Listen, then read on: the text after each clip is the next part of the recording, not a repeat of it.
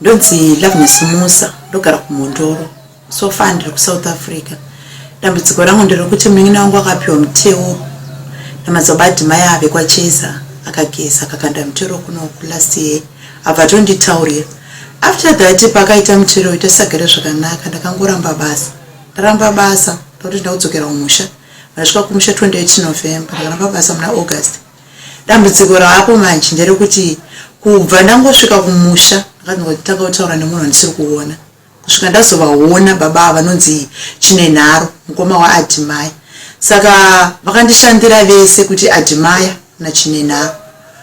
Vakandishandira pamba pemunin'ina wangu kamwe chete.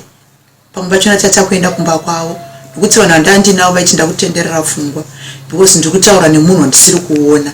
Nezvandaitiswa zvacho nezvimwe zvandaitiswa kumusha. Pamusha pandakaroorwa, pamusha pandakaberekwa nekumasowe kwandiona mata.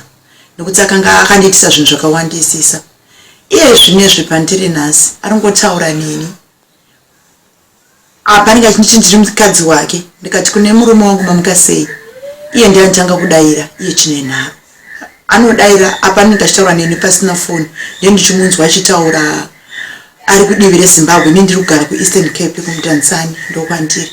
Ndatambudzika ndikumbirawo kubetserwa. Chero apostoli vanokwanisa kundibetserawo nokuti kwandiri kufamba ndiri kunzi akandisa munyoka muchikwambo anoshandisa nembobobo.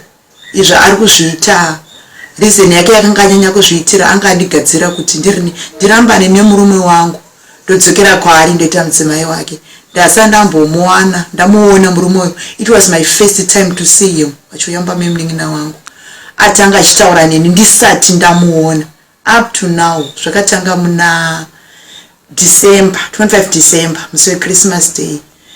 Tenda kumasowe next Thursday neFriday. Kusvika ndazomuona after 14 days. Ndakaitiswa zvakawanda zvotora nguva kutsanangura.